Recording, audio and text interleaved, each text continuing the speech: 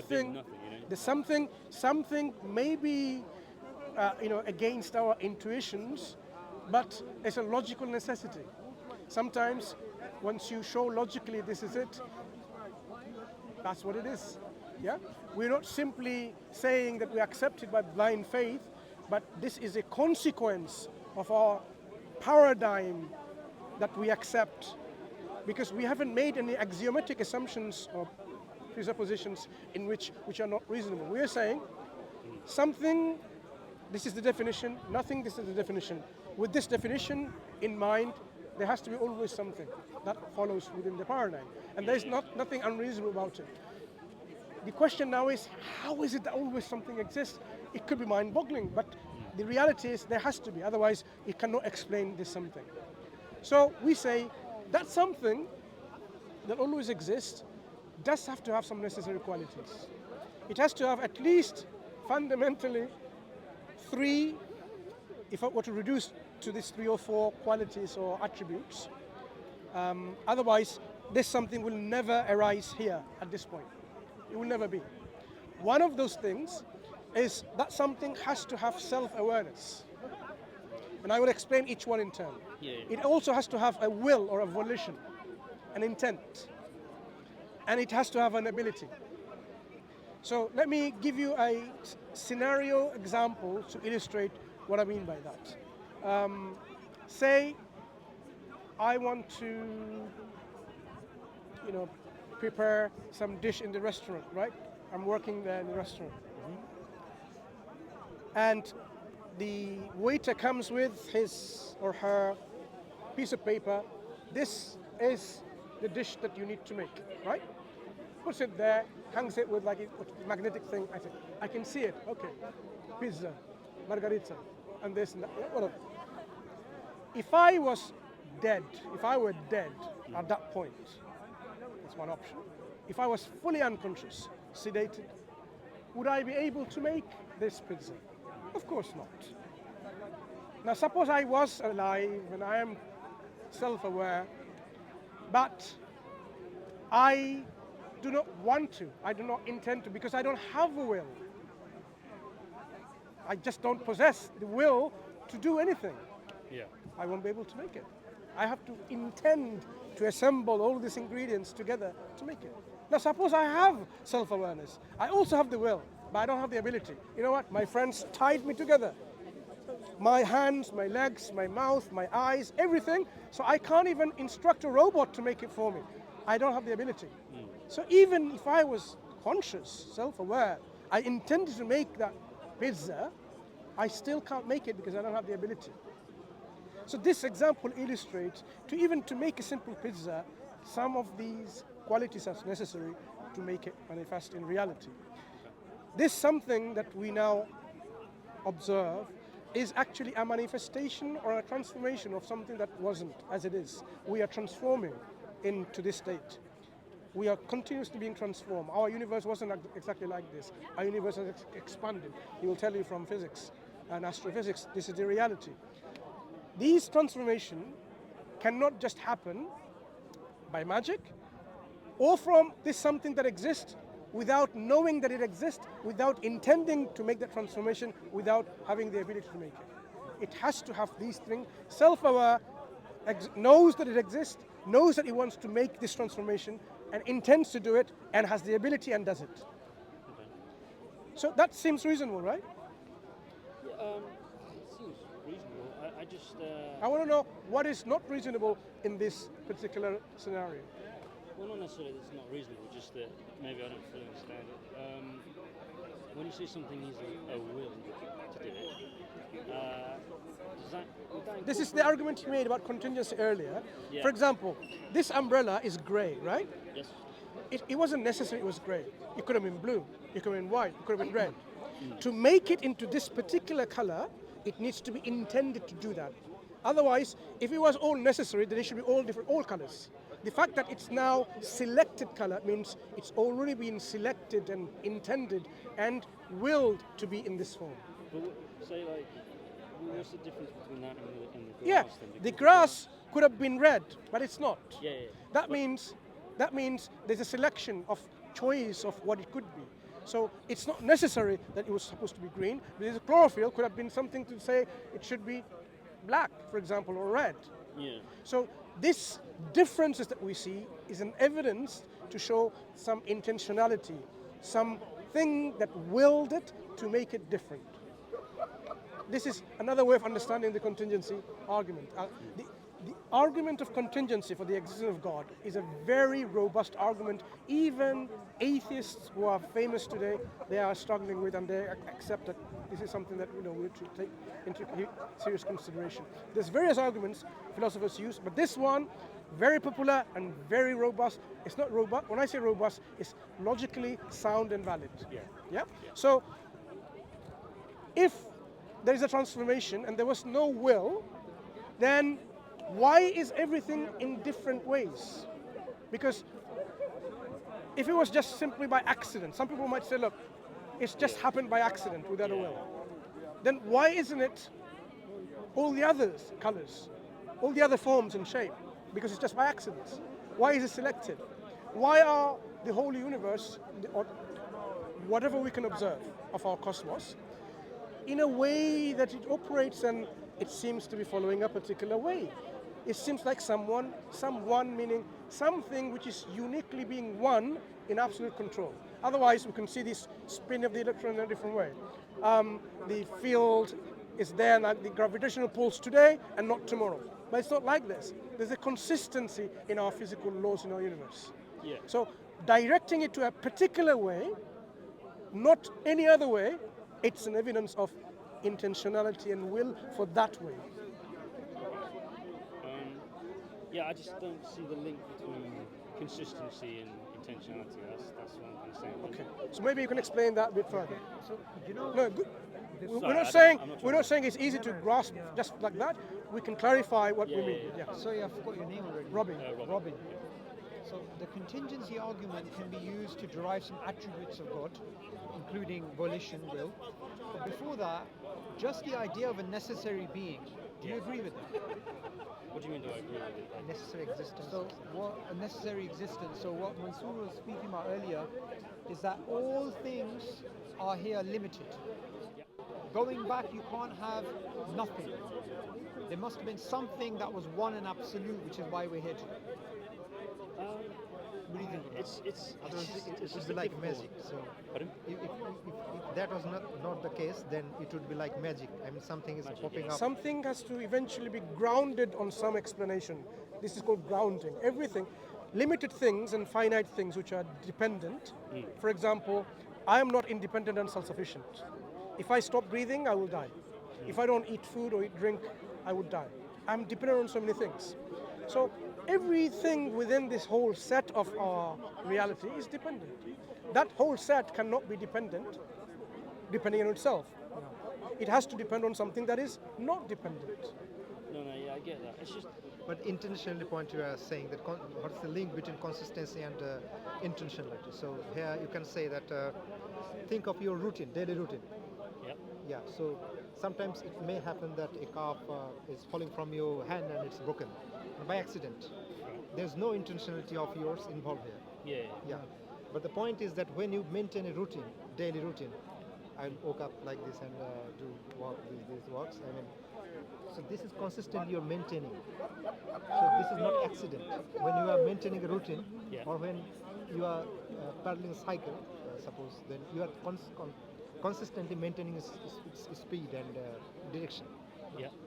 So here you can distinguish between the scenario of involvement of intention and pure unintentional unconscious accident, like dropping a cup and you consistently, consciously you are willing or choosing a particular way of routine or pedaling a cycle or detecting it. Yeah. So here comes, if you remove the element of will and maintaining the capability to maintain the consistency, that's you require certain level of consciousness about the road and the cycle and the pedaling, everything.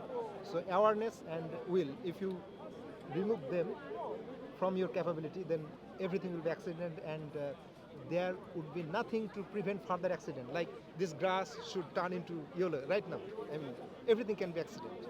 So to prevent further accidents, you have to maintain consistently that no other accident happens. So that's why you need will and volition to maintain something. Just to let's make it a bit more easier. He spoke earlier about order. Do you agree that the world is really well organized and ordered? It's the level of design. Yeah, in some aspects, definitely. Yeah. So currently, right now, you have billions of neurons, and they transmit information. You have organs that function well as a whole. Yeah. Your DNA in every single one of your cells is 6 billion letters. And this is not just jargon. This is information that can be used to generate functionality and novelty. So all of this, I'm sure you've looked into some of the things that I'm speaking about. There's loads of documentaries on this and people speaking about it. The genetic code and the power, the organizing principles that we have. All of this calls out for a designer, an organizer. What would you say to that? I don't know. Are you looking at the fact that it's complex and pointing that to the fact that there must be a designer behind it? I'm looking at two different things. I'm looking at complexity and the fact that it's done in a particular way. So for example, those leaves on the lawn there, they are in the park there, they are complex. However, if they write ROBIN, that's complex by specified information. So that is not something you could say is an accident. If you were walking past and you saw, you'd say maybe someone knows me and they It did doesn't this. only say ROBIN, it says ROBIN space IS space NICE space MAN. He's a nice dot. man. Exactly. And you know what's so interesting? Just down the road we have the British That won't be Library. accidental. Right? We have the British Library.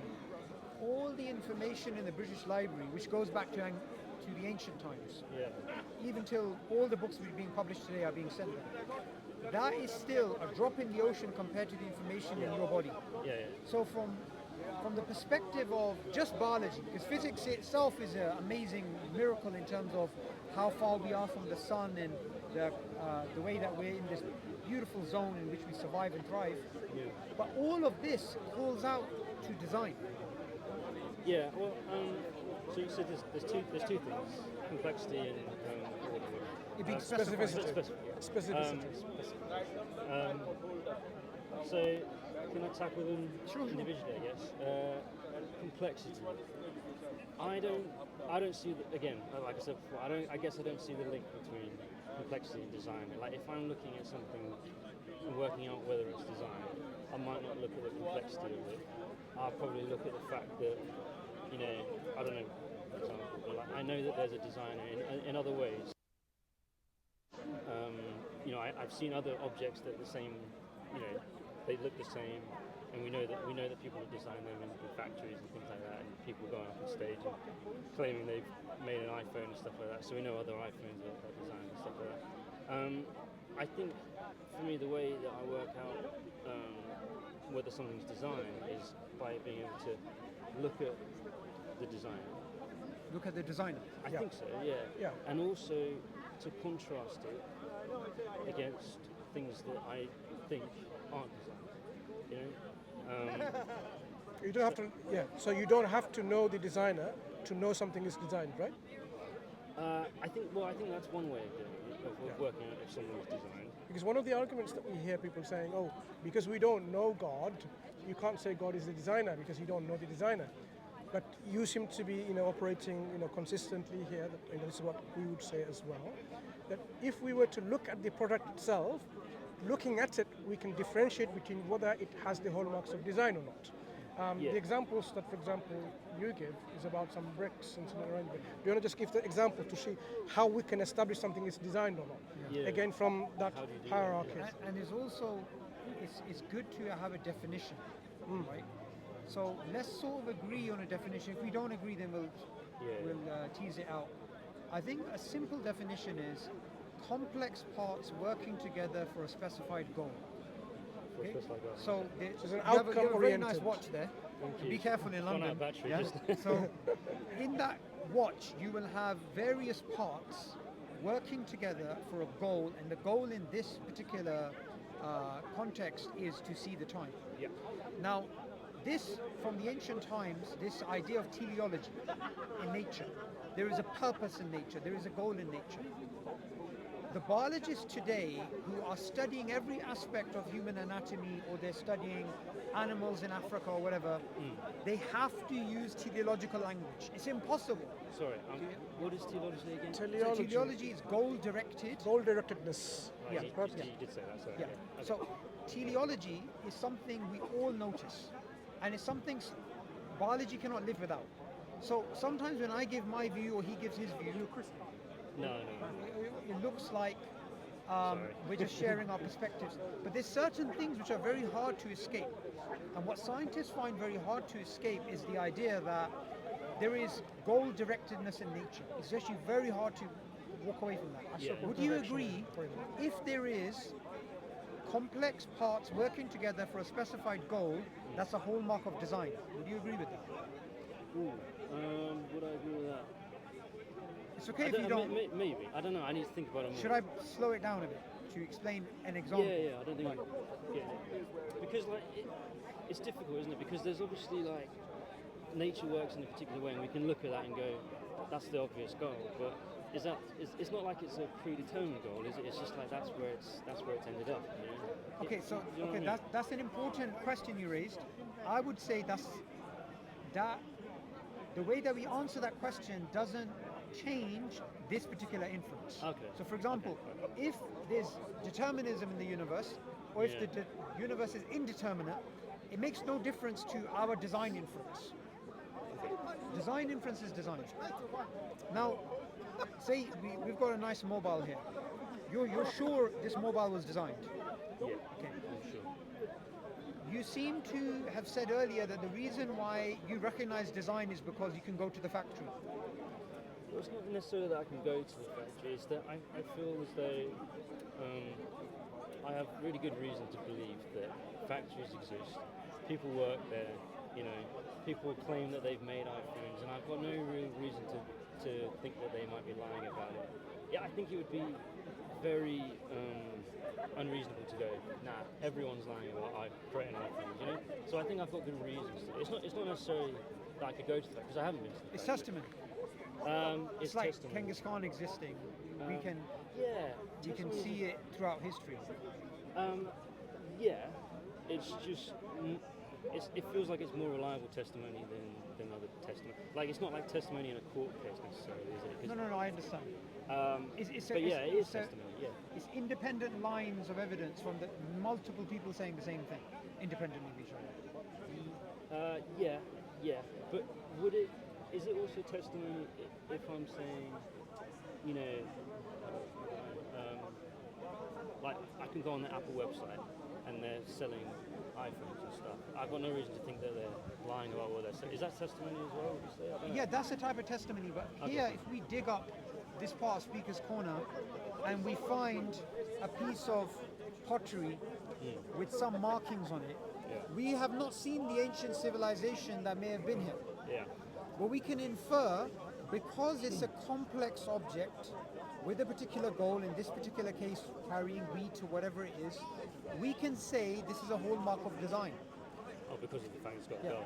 So when it comes down to the human body, when it comes down to the way that it works together as a whole system, our cells, they communicate with the outside world. There's a way that they take the environment and they change even their own DNA according to the way that the world is functioning. All of this calls out for intelligence, for design, for purpose, for agency. All of these things are signs of the divine. Okay. This is the thing. The contingency argument is a solid argument to show that there is a absolute being, necessary being, but the design argument shows you the power of that being. Because look, this design that we have today is far more complex than anything we've actually designed. So for example, when it comes to the A380 Airbus, right?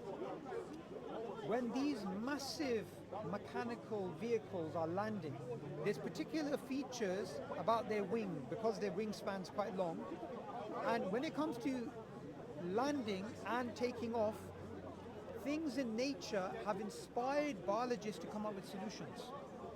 So for example, many years ago I was watching a documentary. There's a particular plane which had really long wings, and because of that there was extra turbulence when it was landing. So they were trying to discover if the length of the plane is a certain ratio to the wingspan, there's a lot more turbulence, so when it lands you could have the plane crashing. They noticed that in the Eagle the body length is much shorter than the wingspan, and it faces the same aerodynamic problem that the plane faces. And what they noticed is when the Eagle is landing, rather than landing straight, it flaps its wings to break the lift, okay?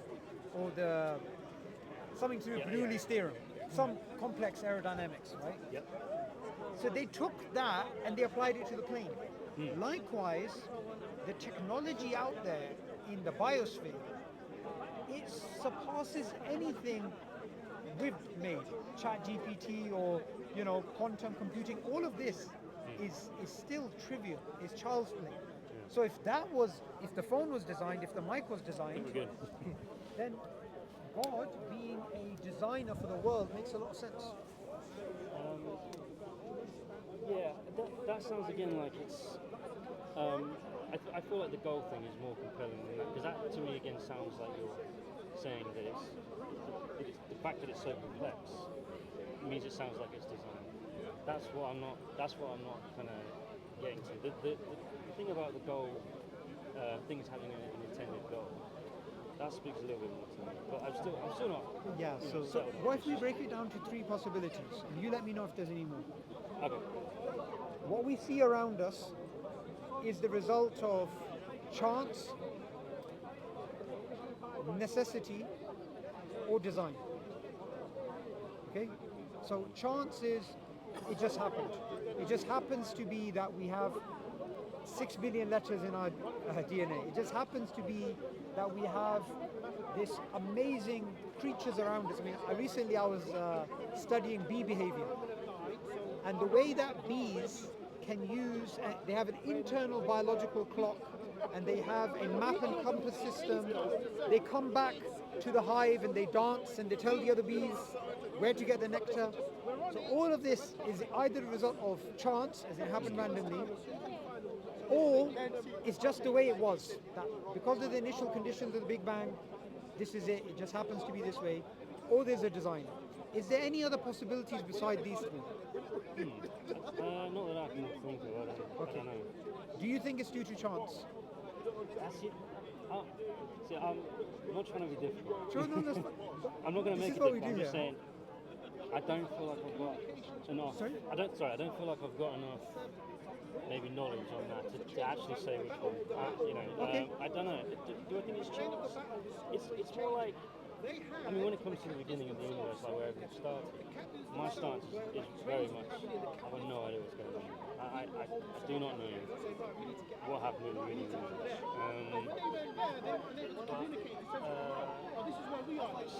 Does it make sense that, it started with certain things in place and then it just kind of just happened to... It's not that it's chance, it's more that it's just like one thing follows on from another. It doesn't necessarily mean that there's an intention behind it. It's just, I don't know, it's not something I really thought about. So I don't really know what my it's answer is. necessary to happen. I mean, like that. You are guess- saying I that guess everything so, yes. it is determined. It will follow. I mean, one after another. Yes, sir, yeah. Like it's like that. There is no design. So, what do you think that? Why a particular way of happen like that? You say that something follows from something, but Yeah. why in a particular way that following should happen? Why not? I just guess that all the factors that are involved just means that it has to go that way. I don't know. But why it has to go that way? It could have been otherwise. It could happen otherwise. Yes. Well, I don't think it could if all the factors in place are saying that it has to happen this way. But why this condition exists? That Why does it some condition? condition that these Oh, I don't particular know why conditions should exist for this to happen. Okay, I mean, so yeah, this the setting, actual the whole conditions setup. at the beginning, I have no idea. Yeah. I don't know so, why they would. So you need, I mean, something existent as ingredient, like concepts.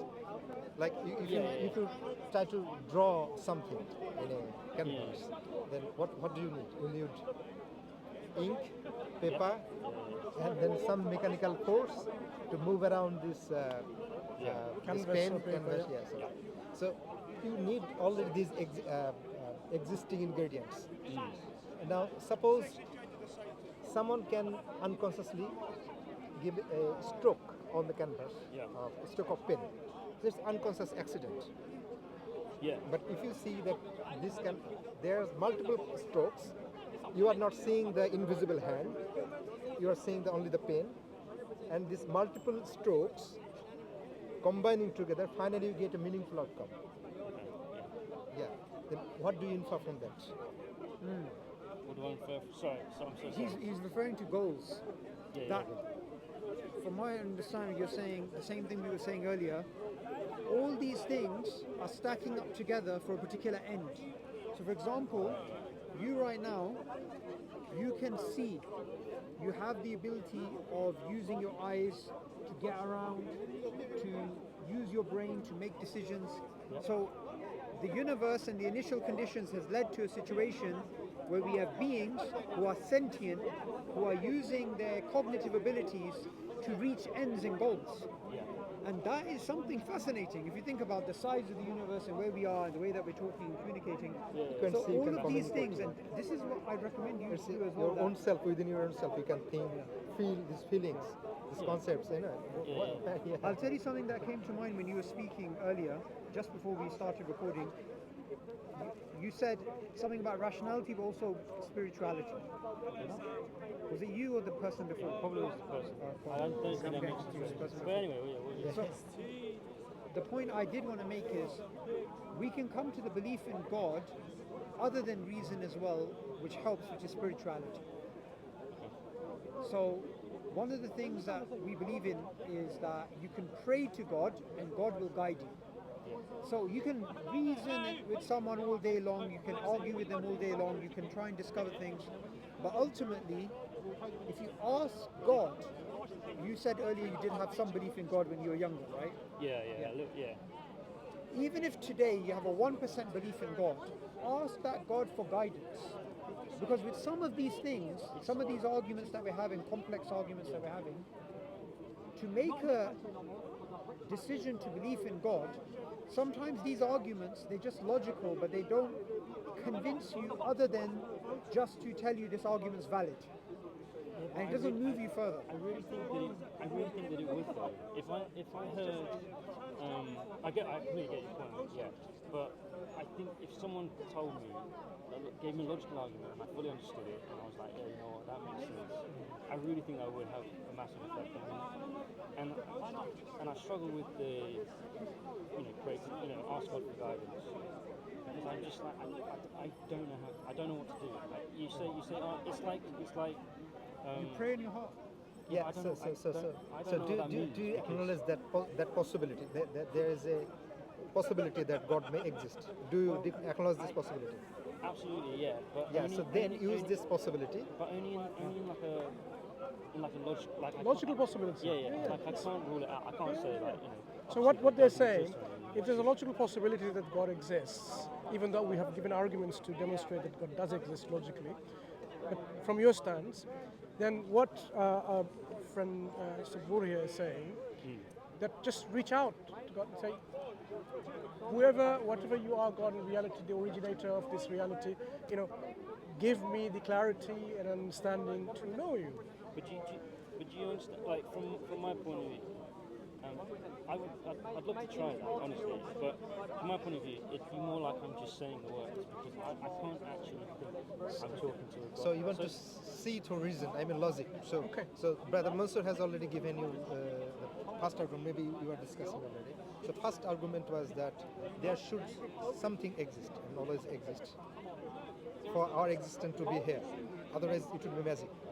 So where is the gap in this logic? Do you follow this logic? That something has to exist. Always exist. Always exist. Eternally. Is there another possibility? Suppose I'm giving another possibility that maybe there's some kind of new nothing from where something can come. There's some kind of New kind of nothing. New meaning of nothing. Oh right. Okay. Yeah, so you may say that, okay, maybe I do not know, maybe there's some kind of new nothing from where something can come. No, I'm not saying that. It's Okay, like so, the absence so no of problem. anything, So then, kind of what you then were saying. that nothing would be something other than our conceived nothing. So that is Yeah. itself a thing. So in no way around you can get this removed from your reasoning chain. So you have to finally land there. Otherwise, you cannot evade it anyway. Okay, So the problem I there have, is so You have a copy of the Quran by any chance? I do actually. You do? Okay. 'Cause I was going to get you one. yeah. Okay. So stick to so think about this. This is the powerful argument. The sense that there should have always some existence.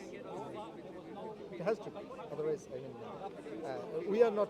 Yeah. So you are feeling yourself awake and seeing the world around. That means that there was some existence. There is some existence, always existing. That means otherwise it cannot have other meanings. Let's give me some points to understand what I mean by the qualities of that existence. That existence always exists. Not only has the potential to exist, but is necessary to exist. Because if it wasn't necessary, then just a potential, then there would be no, maybe it would not even exist. The fact that it exists, you and I exist, it was necessary for it to exist. So the existence is necessary. You can't just say it could not exist, it has to exist. The fact that you and I exist, now it solidifies it. Okay? There has to be that existence, which is absolutely necessary. If something necessarily exists, they are not acquiring qualities of, like, say, power and will and ability or knowledge and things like this, because there was nothing else beyond. This is the necessary existence. This is possessed inherently, intrinsically. So it comes with your necessary existence. Intrinsically, these qualities of what we are describing. Because if I say, okay, where did the will come from in that necessary existence? There was no one to give that will. But the will is necessary to explain our universe, our cosmos. So the will exists, so the existence must be necessary, not contingent to God. These are necessary qualities of these things. Think about your own qualities, like your ability to intend, ability to be conscious about yourself and the all around, and your other capabilities like knowledge and this thing, information. So these abilities of yours should not be like that. They have popped up from nowhere. I mean, it cannot be like that. So all your abilities, all the colors, all the concept of this universe should have its grounding on that existence that has been always there. So Yeah, I guess my problem is when you're talking about the, and I'm sorry if you've explained No, this it's already. My problem is ruling out the fact that something can come from nothing because it doesn't make sense. rational sense. And I think, You cannot evade it in any other possible. Yeah, I have given you another way, but that lands in. and it doesn't make sense to me. Yeah. I'm like, I'm with you. Yes. But it feels like the other possibility then is that there's something there. There's always a Logical necessity. and I think you've got a problem there of something being eternal. And to me, that doesn't make any logical sense. I don't understand how that can work. In the same way as I don't understand. What you're saying is you're struggling to say, how can something exist always? That's your struggle to understand this. But it's not your logical reasoning here at all. It's how to accept the consequences of that thing that exists always. Yeah, you're struggling to. It's more that Imagine now, once I accept that you are, say, the prince of this country, right? Really, the monarch, right? Yeah. I mean, I can just keep on saying, but how can you be? I mean, but you're Robin. But the reality is you are. So No, that's not- that- yeah. I- So I the get reality what is something logically has to exist always. No, I get what you mean. I get, How, but how what I can meant. how can it be eternal? You are saying that beyond time. Is it I'm your saying that the same reasons that I would rule out that something can come from nothing. yes? that there is logically always something. inconsistent would be the same reasons as that I would probably rule out the fact that something How? can be What's the eternal. logic there? What's the logic that something So can think exist of always? this like you have different system in this world, even in the contingent world. Things we can see, objects, and those are bound by laws, natural laws, the sun, moon, and the ground, everything. But these systems have their own timeline, lifetime, and you can see the variation of lifetime. You can conceive this, that it is not necessary that something always had to be of short life or within a certain specific lifetime or within time bound. It is not the case. So there is nothing to prevent something from being above time. When you say the above time, So then we say it's above time. above time. Let's break it down simple. Yeah. This is an umbrella. When it's raining, I want to give it to my brother Saboor here. I want to just give it to him, right? Use it, right? Oh, but before that, what if there were infinite number of people in front of me? Can I give this umbrella by passing an infinite number of people and then he has it? I would say no. You can't give it to me. You can't. Yeah. Okay. So the action of the umbrella reaching to your hand, if that happened, would that demonstrate that there was infinite number of people or there was a finite number? That would demonstrate there's a finite. Finite. Yeah, yeah. You and I now exist. That makes sense to me. You and I exist. Yeah, yeah. If we had infinite number of causes just going by without an end, Yeah. you and I would not exist. This action would not exist. The causes eventually has to end somewhere. That end of that something is called the first cause. But doesn't the first cause that's eternal have the same problems of What's the infinite, problem? infinite No, what's the first problem? The first cause Yes, is something that is necessary. Is based on the principle of sufficient reason, PSR. Because doesn't it have a- so this first cause doesn't need externally because it by itself is not composed of anything. It's not a complexity in the sense that it's a composition. This is the ultimate explanation. When you have an explanation, you don't need an explanation for that explanation. We go by in science by finding out what's the reason and look for an explanation. Yeah. Forensic science, normal biological science, physical science, explanation. Once we know the explanation, we don't need to look for an explanation for that explanation. That's why we stop at the sufficient explanation, principle of sufficient reason. Once we arrive at the first cause, that first cause, what we say by necessity, has to have all of these qualities. So it will not have any deficiencies of, oh, it needs to have this, otherwise it will be limited and dependent and finite and all the deficiencies. We're saying this will be an absolute thing. Everything else is finite, yeah, dependent. But that first cause will be absolute. Absolute meaning no deficiencies, nothing at all. So all of the qualities of perfection has to be in by necessity. That's the only conceivable, reasonable option that logic can bring, can accept. Because if you say, oh, that thing lacks something like, for example, power, then it's not an absolute thing. That means if it has a lack of power, what lacks it? What controls it? What reduces it? What restricts it? Something other than itself. So we now go beyond that thing, the first cause, which is now deficient, and go something else which is greater than that. You can go back greater, eventually find the greatest. Beyond that, there will be nothing greater than that. And that's why in Islam, one thing will be surprisingly you hear this phrase called Allahu Akbar. Have you heard of it? Allahu Akbar. God is great. God is greater. Greater, Right.